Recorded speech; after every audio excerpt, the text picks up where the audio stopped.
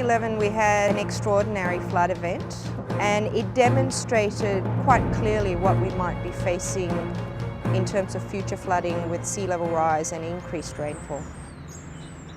The area traditionally floods because we've built on swampland, so we get quite a bit of rainfall that doesn't have anywhere to go. And if the coastal conditions like storm surge or a king tide cause some restrictions on the coastline, you tend to get flooding events.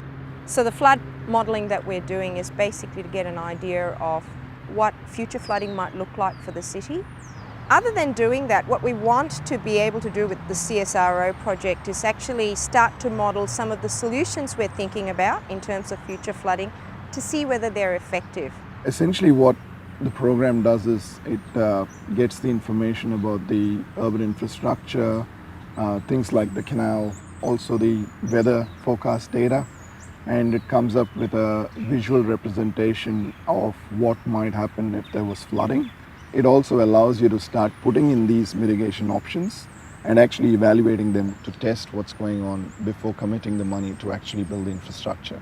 From the perspective of the average engineer or council decision maker, it would be a really vital tool because it'll actually assist us to ascertain which solutions might be effective for what scenarios and for what period.